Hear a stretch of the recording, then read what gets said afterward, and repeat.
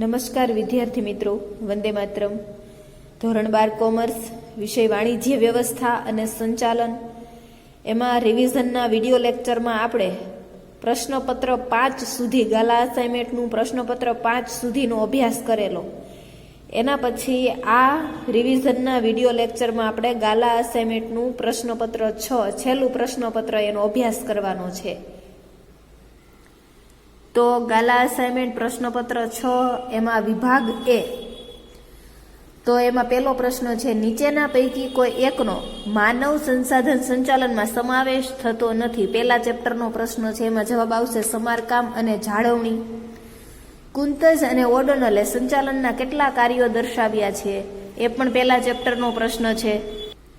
એમાં જવાબ આવશે 5. આધુનિક સંચાલનના પિતાનું બિરુદ મેળવનાર એટલે? તો એ બીજા ચેપ્ટરનો પ્રશ્ન છે. એમાં આવશે પીટર ડ્રકર.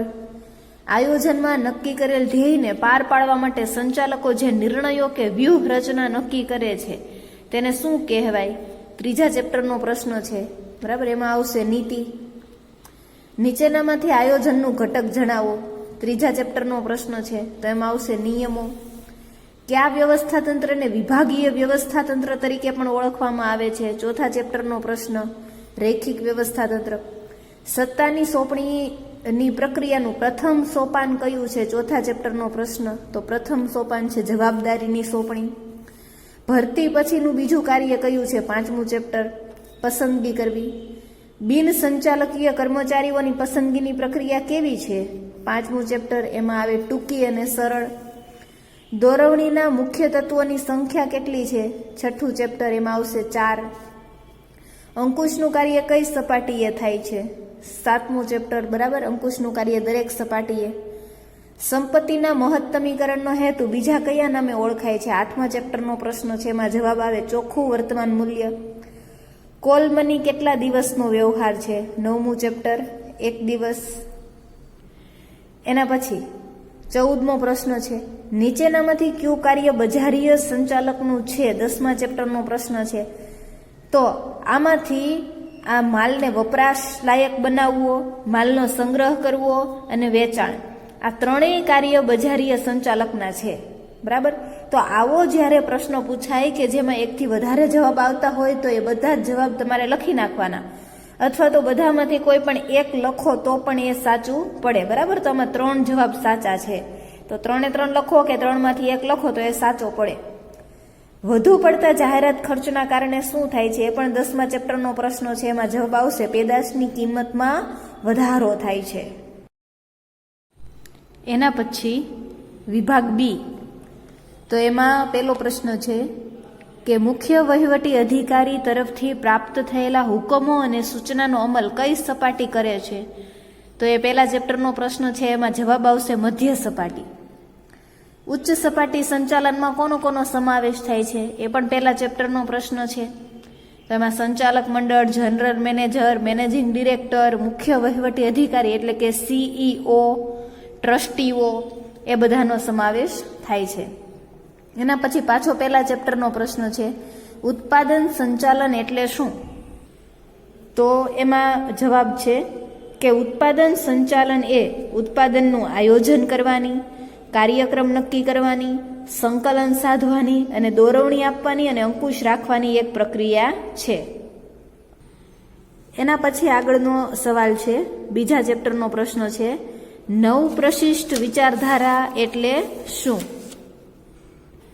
તો એનો જવાબ આપણને આપેલો છે કે સંચાલનની પ્રશિષ્ટ વિચારધારાની કેટલીક ખામીઓને દૂર કરવા માટે કેટલાક સંચાલન શાસ્ત્રીઓએ તેમાં સુધારા કરી નવા અભિગમો પ્રસ્થાપિત કર્યા, જેને નવ પ્રશિષ્ટ વિચારધારા તરીકે ઓળખવામાં આવે છે, બરાબર. આ નવ પ્રશિષ્ટ વિચારધારાની અહીંયા સુધીની વ્યાખ્યા છે. એના પછી આગળનો પ્રશ્ન છે, ત્રીજા ચેપ્ટરનો પ્રશ્ન છે, સુનિયોજિત યોજના એટલે શું? તો એનો અર્થ આપણને અહીં આપેલો છે કે ધંધાકીય એકમના નક્કી કરેલા ધ્યેયને સિદ્ધ કરવા માટે મધ્ય સપાટીએ ટૂંકા ગાળાની જે યોજનાઓનું ઘડતર કરવામાં આવે છે તેને સુનિયોજિત યોજના કહે છે.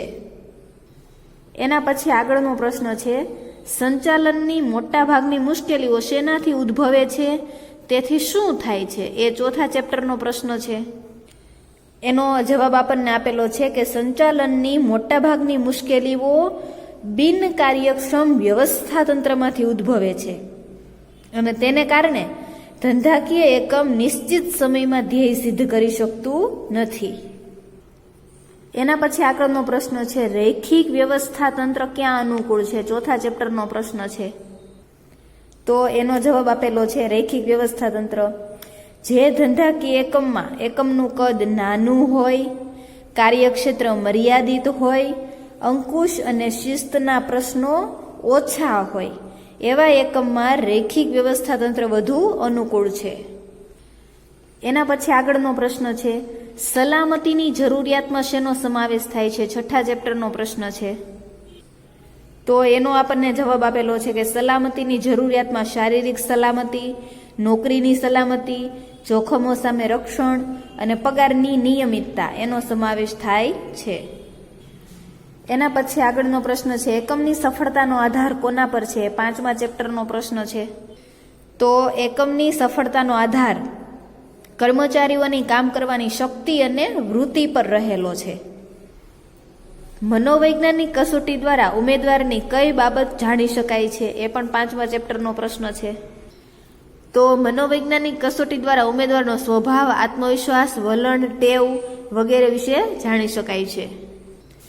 એના પછી સાતમા ચેપ્ટરનો પ્રશ્ન છે માહિતી સંપાદન શેના દ્વારા મેળવવામાં આવે છે? તો માહિતી સંપાદન અંગત નિરીક્ષણ, મૌખિક અહેવાલ અને લેખિત અહેવાલ દ્વારા મેળવવામાં આવે છે. એના પછી આઠમા ચેપ્ટરનો પ્રશ્ન છે સંપત્તિનું ચોખ્ખું વર્તમાન મૂલ્ય એટલે શું? તો એનો જવાબ આપેલો છે કે સંપત્તિનું વર્તમાન મૂલ્ય અને જરૂરી મૂડીરોકાણ વચ્ચેનો તફાવત એટલે સંપત્તિનું ચોખ્ખું વર્તમાન મૂલ્ય. એના પછી આઠમા ચેપ્ટરનો પ્રશ્ન છે ડિવિડન્ડ એટલે શું? તો એનો જવાબ છે કે ડિવિડન્ડ એ શેર હોલ્ડરોને તેના રોકાણ પર મળતું વળતર છે, અથવા તો એમ કહી શકો કે ડિવિડન્ડ એ શેર પર મળતું વળતર છે. એના પછી 10મા ચેપ્ટરનો પ્રશ્ન છે કિંમત એટલે શું? તો કિંમત એટલે ગ્રાહક દ્વારા માલ કે સેવા માટે ભૌતિક, આર્થિક, સામાજિક અને માનસિક સંતોષ માટે ચૂકવવામાં આવતું મૂલ્ય છે. બરાબર, અહીંયા સુધી વ્યાખ્યા લખવાની. અને એના પછી વિભાગ બી નો છેલ્લો પ્રશ્ન છે એ પણ 10મા ચેપ્ટરનો જ છે લેબલિંગ એટલે શું?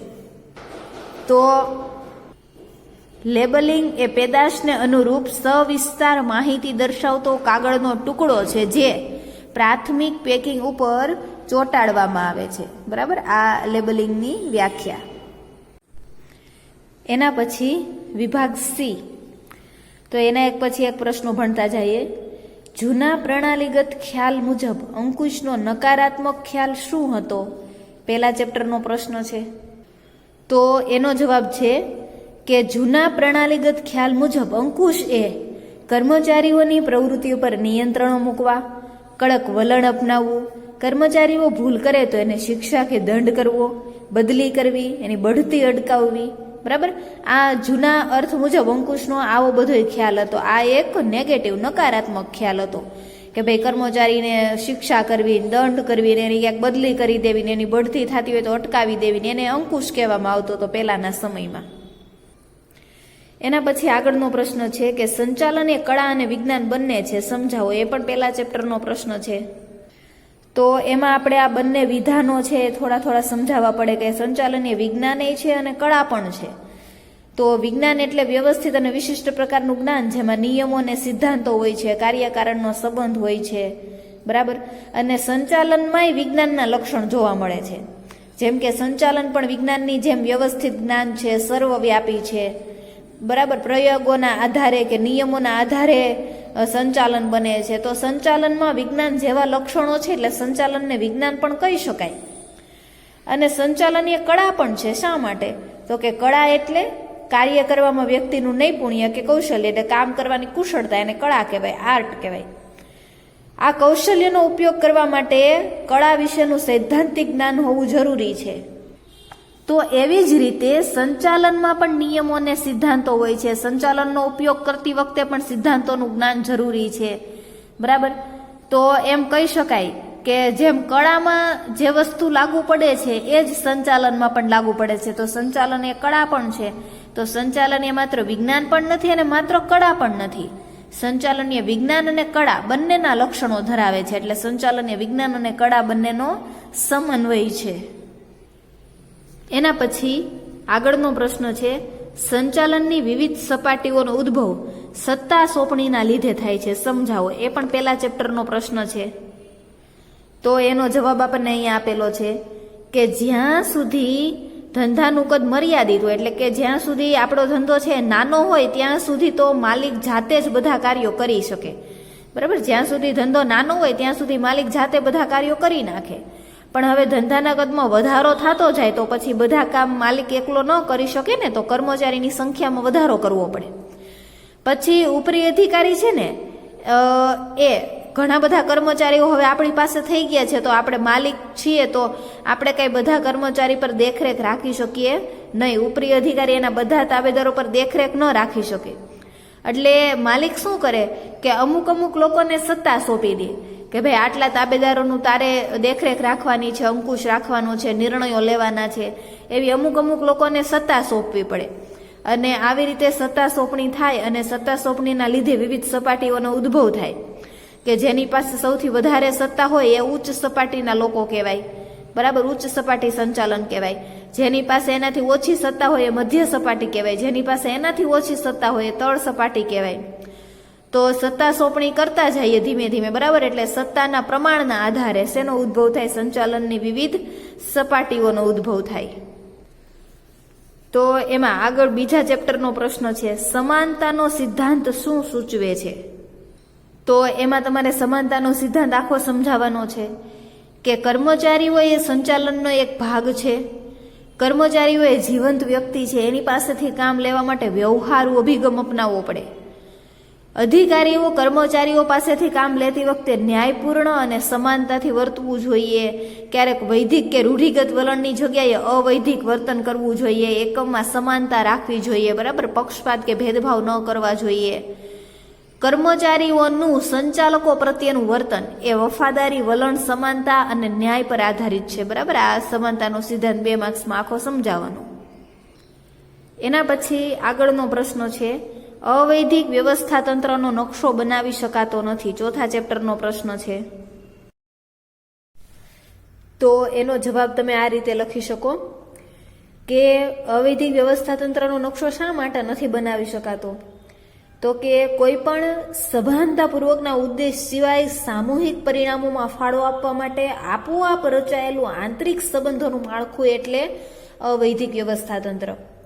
તો તમે વ્યાખ્યામાંથી તમને એટલી ખબર પડવી જોઈએ કે અવૈધિક વ્યવસ્થા તંત્ર છે ને એ સંબંધોના આધારે બનેલું છે. મતલબ કે એ મિત્રોનું જે જૂથ હોય છે, બરાબર, ગમે એકમમાં કામ કરતા હોય એટલે અમુક લોકો વચ્ચે સંબંધો ઊભા થાય જ આપોઆપ કુદરતી રીતે. અમુક સંબંધો ઊભા થાય ને એ જે ગ્રુપ બને છે ને એને અવૈધિક વ્યવસ્થા તંત્ર કહેવાય. તો વ્યવસ્થા તંત્રમાં કામ કરતી વ્યક્તિઓ વચ્ચે અમુક સંબંધોનો વિકાસ થાય અને આ જે વ્યવસ્થા તંત્ર બન્યું એ કુદરતી રીતે બન્યું છે અને સંચાલકોએ કઈ ગ્રુપ બનાવ્યું નથી. તો આ સંબંધોની સ્થાપના કરવામાં નથી આવી, આપોઆપ આ સંબંધો બનેલા છે. એટલે વૈધિક વ્યવસ્થા તંત્રની જેમ એનો નકશો બનાવી શકાતો નથી. એના પછી આગળનો પ્રશ્ન છે કે સંચાલનના કાર્યોમાં આયોજન પ્રથમ સ્થાન ધરાવે છે, શા માટે? તો એ ત્રીજા ચેપ્ટરનો પ્રશ્ન છે. તો એનો જવાબ આપણને અહીંયા આપેલો છે કે આયોજન એ સંચાલનનું સર્વપ્રથમ કાર્ય છે. સંચાલનની શરૂઆત જ આયોજનથી થાય.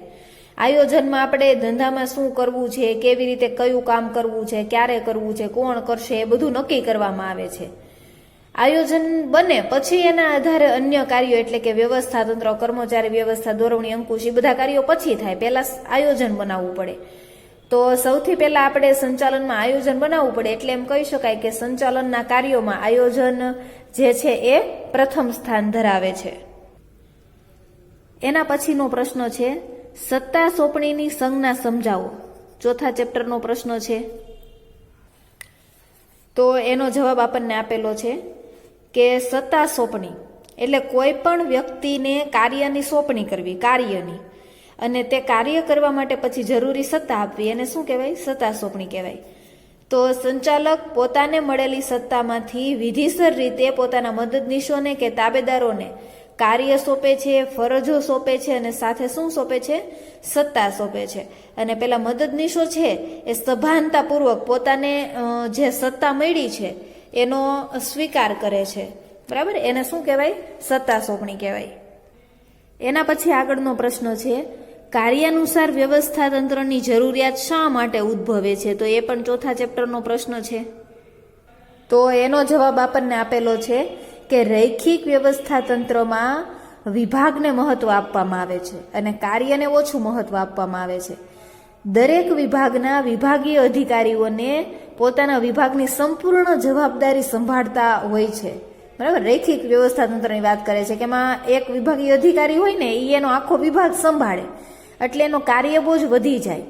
પરિણામે એ છે ને આમ કામ જ એટલું બધું વધી જાય કે એ લોકો નવું કાંઈ વિચારી ન શકે, વિકાસ ન કરી શકે. બરાબર, આ સંજોગોમાં નિષ્ણાંતોને સમાવી શકાય, કાર્યોને મહત્વ આપી શકાય, વિશિષ્ટીકરણ અપનાવી શકાય એવા વ્યવસ્થા તંત્રની જરૂર પડી. મતલબ કે રૈખિક વ્યવસ્થા તંત્ર નિષ્ફળ ગયું. બરાબર, એની મર્યાદાઓને ધ્યાનમાં રાખીને આપણે શેની જરૂરિયાત પડી? શું અસ્તિત્વમાં આવ્યું? કાર્યાનુસાર વ્યવસ્થા તંત્ર જે છે એ અસ્તિત્વમાં આવ્યું. એના પછી આગળનો પ્રશ્ન છે, નીતિ એટલે શું? ત્રીજા ચેપ્ટરનો પ્રશ્ન છે. બરાબર, નીતિ એટલે શું? તો એમાં આપણે નીતિવાળો આખો ટોપિક છે એ સમજાવી દેવાનો કે આયોજનમાં નક્કી કરેલા ધ્યેયને પાર પાડવા માટે સંચાલકો જે નિર્ણયો અને વ્યૂહરચના નક્કી કરે છે એને નીતિ કહેવાય. નીતિ એકમની છાપ ઊભી કરે છે, એકમની કુશળતા અને કાર્ય પદ્ધતિનો પરિચય આપે છે. ધ્યેયની જેમ નીતિ પણ વ્યવહારુ અને વાસ્તવિક હોવી જોઈએ. દાખલા તરીકે શાક પર માલનું વેચાણ કરવાની નીતિ, વટાવ આપવાની નીતિ. એના પછી આગળનો પ્રશ્ન છે, ભરતી એટલે શું? પાંચમા ચેપ્ટરનો પ્રશ્ન છે.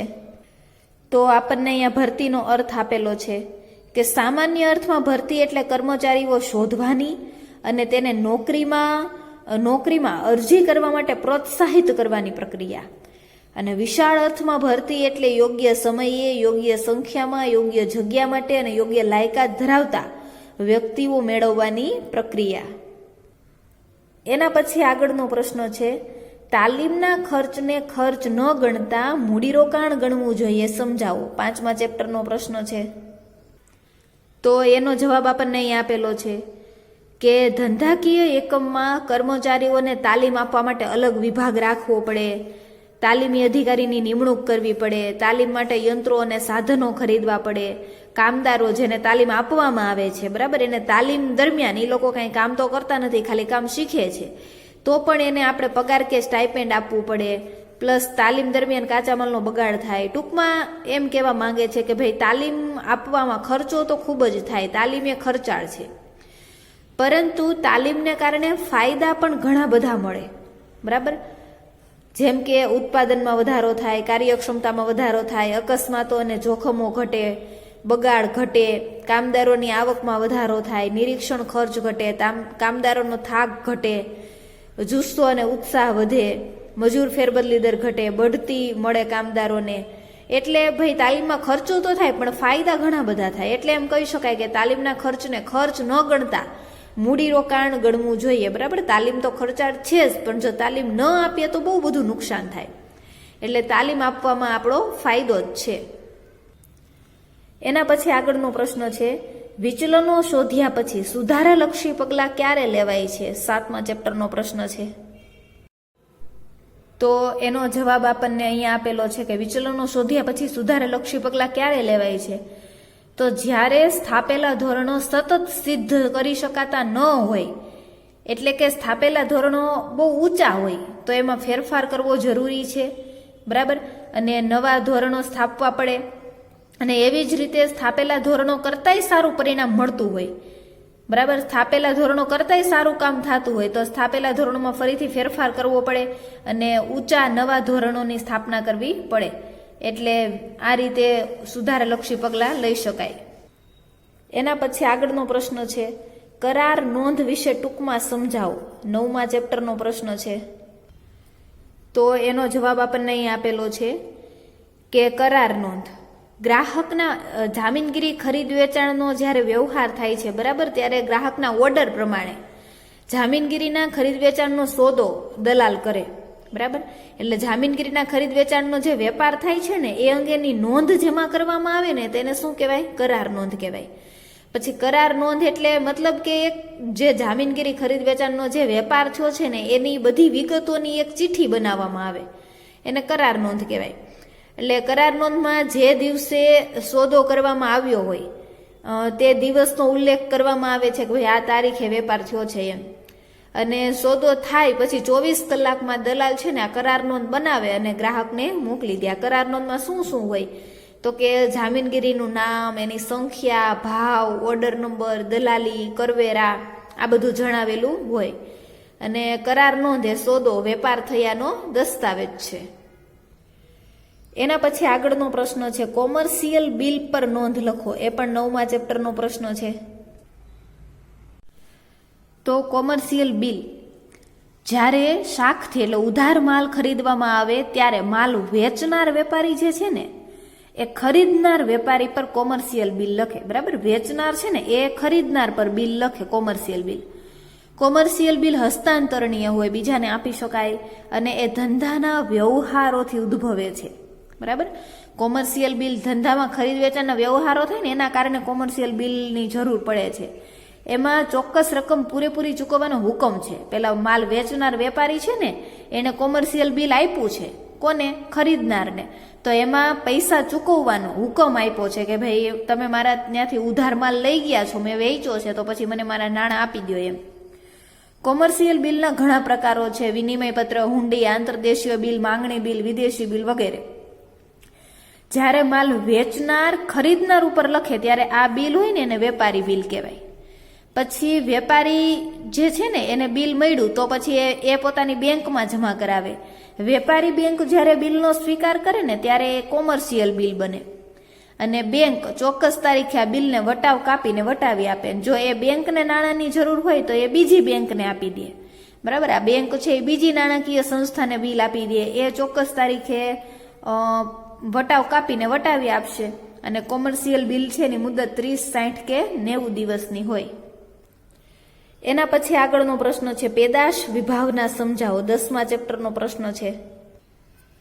તો પેદાશ વિભાવનામાં પેદાશની ગુણવત્તા પર ભાર મૂકવામાં આવે છે. અહીં એવું માની લેવામાં આવે છે કે ગ્રાહક એ પેદાશની ગુણવત્તાનો આગ્રહી છે, પરંતુ તે ગ્રાહકની જરૂરિયાત, પસંદગી એને કંઈ ધ્યાનમાં લેવામાં આવતું નથી. અને ધંધાકીય એકમ શું કરે છે કે સતત પોતાની પેદાશની જે ગુણવત્તા છે ને એમાં સુધારો જ કર્યા કરે અને ઉચ્ચ ગુણવત્તાવાળી વસ્તુ બનાવે અને બજારમાં ઊંચી કિંમતે વેચવા માટે મૂકે. અને આ જે એકમો છે એ સતત સંશોધન અને વિકાસના કાર્યક્રમો કર્યા કરે અને એની વસ્તુમાં ફેરફાર કર્યા કરે, સારી ગુણવત્તાવાળી વસ્તુ છે એ બનાવ્યા કરે.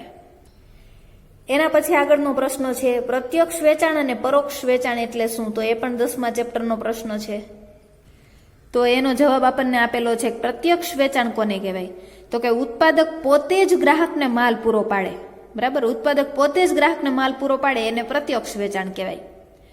એ ઉત્પાદક પોતાની ફેક્ટરીમાંથી કે પોતાની દુકાનમાંથી માલ પૂરો પાડે. અને મધ્યસ્થીઓ દ્વારા વેચાણ એટલે એને પરોક્ષ વેચાણ પણ કહેવાય.